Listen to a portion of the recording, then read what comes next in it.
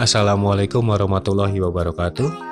Selamat datang pada video pembelajaran mata kuliah pajak pertambahan nilai. Sobat tentu masih ingat beberapa ciri yang terkandung di dalam kalimat pajak, kan?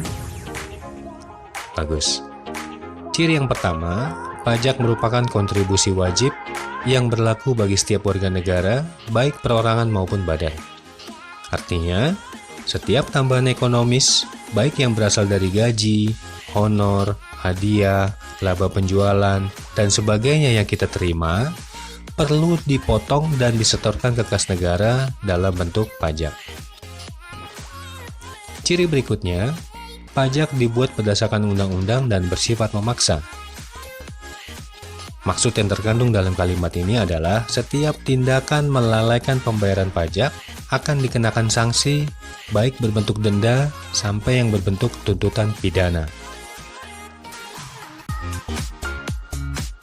Ciri berikutnya, pajak bersifat kontraprestasi. Artinya adalah warga negara tidak mendapat imbalan atau balas jasa langsung atas pembayaran pajak yang telah dilakukannya. Nah, poin inilah yang membedakan antara pajak dengan retribusi, di mana di dalam retribusi, manfaat atau imbalan jasa akan langsung dirasakan oleh pembayarnya. Contoh-contoh dari retribusi seperti retribusi parkir, retribusi kebersihan dan keamanan yang kalian bayarkan di lingkungan perumahan, dan lain-lain sebagainya.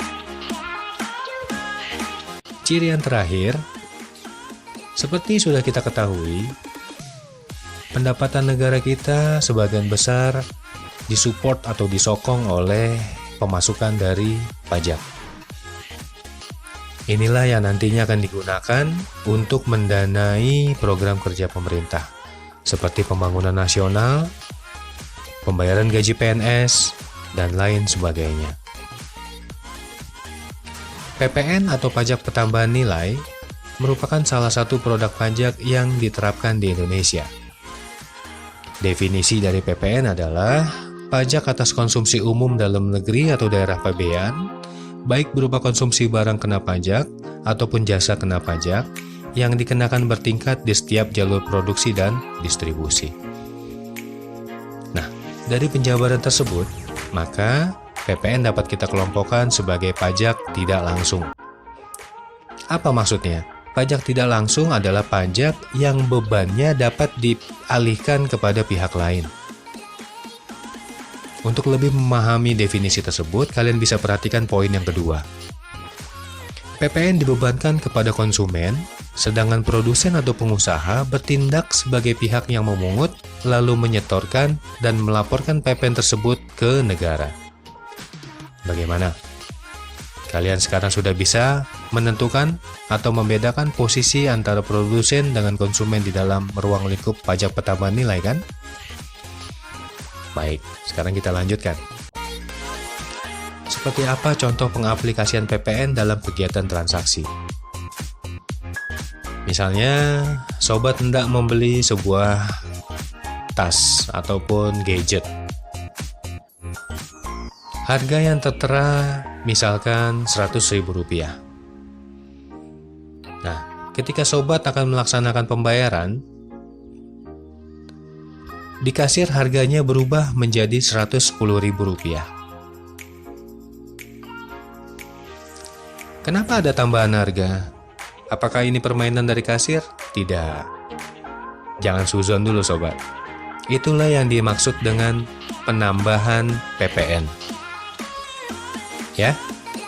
Nah, dalam menetapkan besarnya PPN yang akan ditagih atau dibebankan, dihitung dengan rumus DPP dikali tarif PPN. Ingat, rumusnya adalah DPP dikali tarif PPN. Sementara, DPP itu sendiri didefinisikan sebagai dasar pengenaan pajak, yaitu jumlah harga jual, penggantian, nilai impor, nilai ekspor, atau nilai-nilai lain yang digunakan sebagai dasar untuk menghitung pajak terhutang. Bagaimana? Sekarang sudah jelas tentang definisi awal dari PPN? Bagus. Ya. Sekian dulu materi kuliah kita pada saat ini. Terus saksikan video pembelajaran pajak pertambahan nilai berikutnya agar pemahaman kalian terus bertambah. Semoga bermanfaat. Assalamualaikum warahmatullahi wabarakatuh.